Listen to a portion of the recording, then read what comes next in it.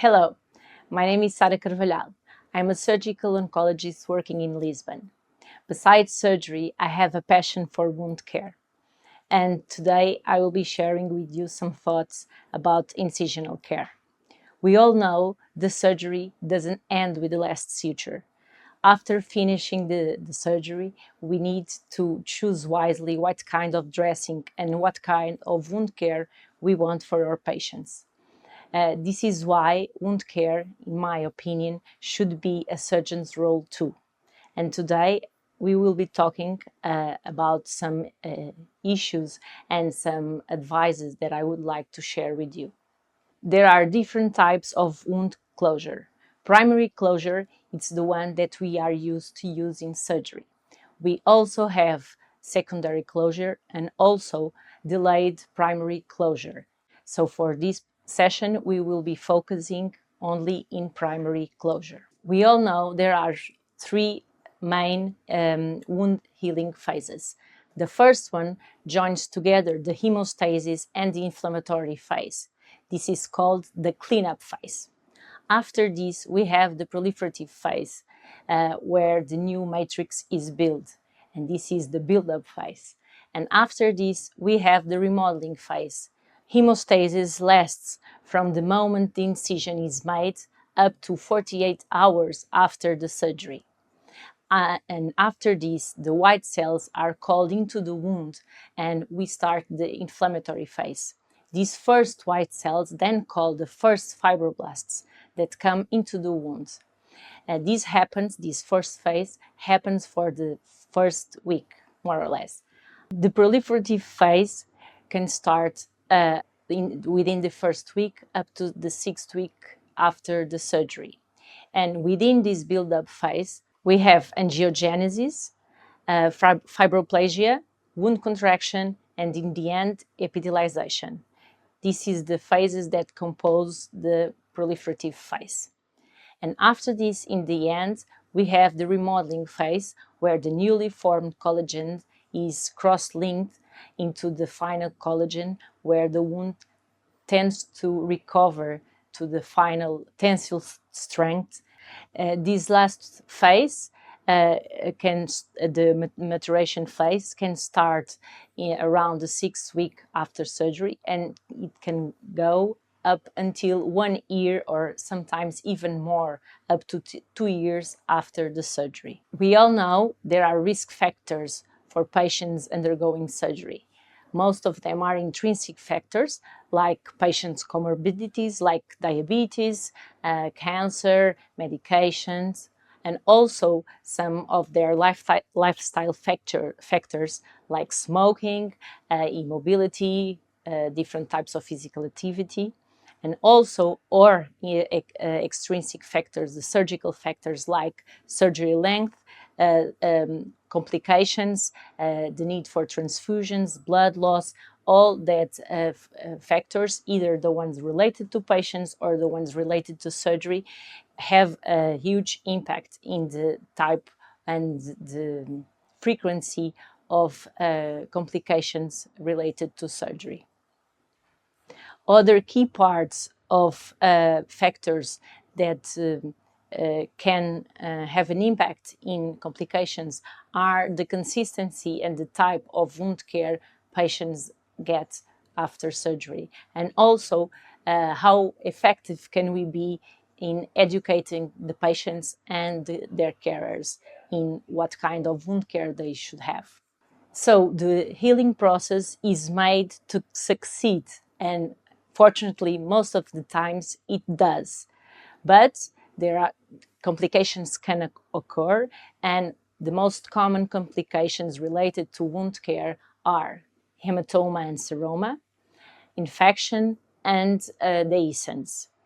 Also, not using the appropriate wound dressings can cause skin damage around the wound.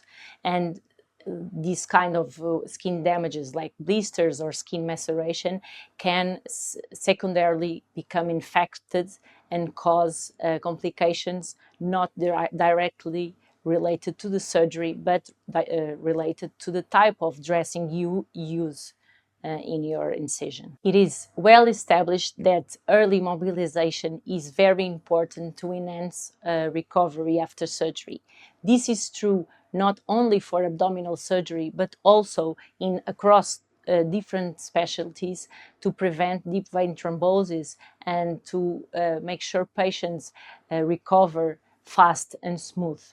So, therefore, dressings that are stiff, that are not comfortable, should not be chosen by teams that want to make sure their patients' recovery fast and smoothly. So this brings us to dressing options. There are a number of dressings you can choose from tape and gauze and island dressings up to advanced all-in-one dressings and negative pressure wound therapy dressings. Evidence shows us that negative pressure wound therapy can help in preventing complications like infection. And also, evidence supports the use of negative pressure closed incision dressings to prevent infection in the high risk setting of surgeries like very high risk patients or very high risk surgeries. And also, there is more and more evidence showing that the advanced all-in-one dressings with silicone can, by being more skin friendly, they can limit the skin damage around the incision and also diminish limit the complications.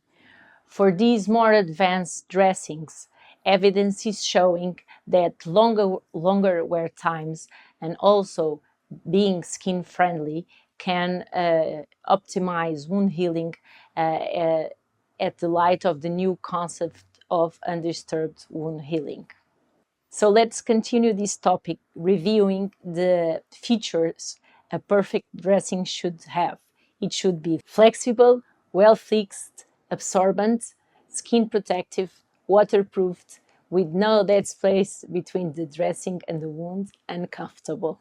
The emerging concept of undisturbed wound healing means that you should keep the dressing on for as long as possible. This can optimize wound healing and also reduce the amount of contamination from the outside into our surgical wounds. Reducing the dressing changes reduces the cost because we need not only less dressings, but also less nursing time and less traveling from patients coming back and forth to get care. This means you don't have to change the dressing habitually. Change the dressing only if you need to do something onto the wound, like suture removal at 7 or 14 days. Please do not forget the dressing should be changed if you suspect something is not okay. If the dressing is saturated, if there is excessive bleeding, if you suspect an infection can be going on because the patient is unwell, and also if you think the dehiscence can be occurring in your wound. In these settings, the dressing should be changed. To achieve optimal surgical wound care, you should start in the OR. When you finish suturing, clean the skin, dry the skin, and choose wisely what kind of dressing you want to apply on your patients. After that, educate your patient and their carers to daily inspect the wounds and go for a dressing change only if needed.